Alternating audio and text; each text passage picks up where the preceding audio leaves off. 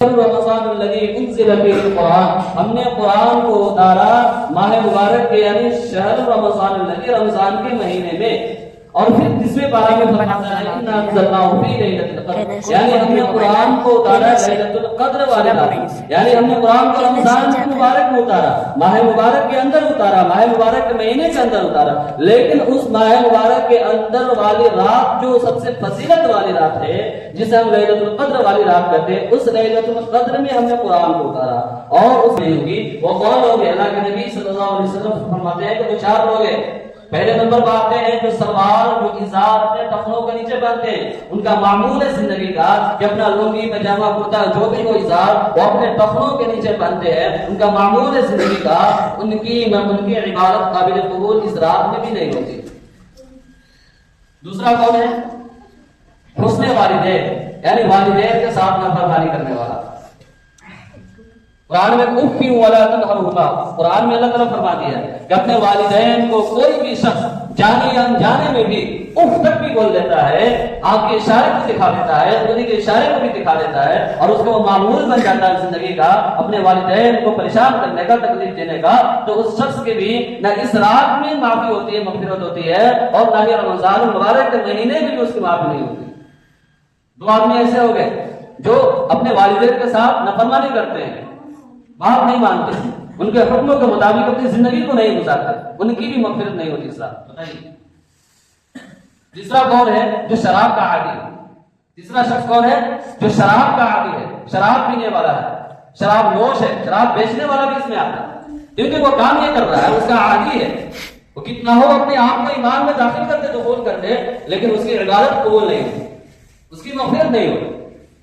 کیونکہ اللہ نے اسلام میں شراب کو حرام قرار دیا ہے، اور والدین کی نافرمانی کو بھی حرام قرار دیا ہے، اور ازار کو ٹخنوں کے نیچے پہننا بھی حرام قرار دیا ہے. اور حرام کام ہمارے اسلام میں جائز نہیں ہے. حضرت اپنے اندر اپنے دلوں کے اندر کسی کے بارے میں نفرت پالنا جو پالتے ہیں اور ان کا یہ معمول ہے زندگی کا، ان کا بھی اس رات میں مغفرت نہیں ہوتی. اور 5واں ہے تکبر کرنے والا.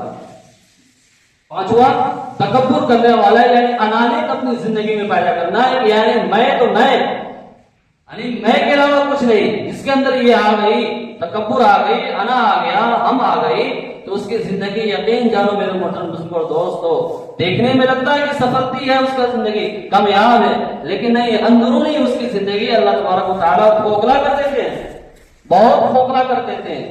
وہ عبادت بھی کرتا ہے تو اس کی عبادت قبول نہیں ہوتی، لیکن شیطانی شکل میں وہ دکھنے کو ملے گا کہ ماشاءاللہ ہر چیز سے وہ ایمان والا دکھتا ہے، کلمہ والا دکھتا ہے، ہر چیز کرتا ہے، لیکن وہ دل میں کسی کا کینہ رکھتا ہے، نفرت رکھتا ہے، بغض رکھتا ہے، وہ پھر وہ قابل قبول نہیں، اللہ کی قابل قبول ہے ہی نہیں، بالکل نہیں. اللہ کی وہ دھوکہ دیتا ہے تو اپنی زندگی سے نکال دیتا ہے، اس کو ہر چیز سے نکال دیتا ہے.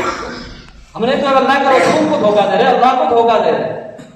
ہم کہاں کے رہیں گے میرے محترم بزرگوں دوستوں؟ کہیں کہ نہیں رہیں گے جہنم کے علاوہ، کہیں کہ نہیں رہیں گے. تو آج اپنے ایمان اپنی زندگی کا محاسبہ کرنے والی رات ہے، غور و فکر کرنے والی رات ہے کہ میرے محترم ہم پورے سال پوری زندگی میں ہم نے کیا کیا کیے، کتنے بڑے بڑے گناہ ہم سے کی ہو گئے. مولا اس پر غور و فکر کرنا ہے، اور اس ارادے سے اپنے گناہوں کے لیے 2 رکعت نماز پڑھیں گے، صلاۃ التسبیح کی بھی نماز پڑھ سکتے ہیں، قرآن کی تلاوت بھی کثرت سے کر سکتے ہیں، ذکر و اذکار بھی کثرت سے کر سکتے ہیں، اور 2 رکعت نفل پڑھ کر دعا بکثرت اپنے گناہوں کی معافی کے لیے رو رو کر گڑگڑا کر کریں گے انشاءاللہ. اگر یہ ارادہ ہے تو آج رات جاگ کر اور اپنے گناہوں کے لیے، عبادت کے لیے آپ جاگیے، اور عبادت کے لیے انشاءاللہ آپ کا جاگنا بھی قبول ہوگا، آپ کی عبادت بھی قبول ہوگی، ہر چیز انشاءاللہ قابل قبول ہوگی. دعا کر لیتے ہیں انفرادی اجتماعی دعا.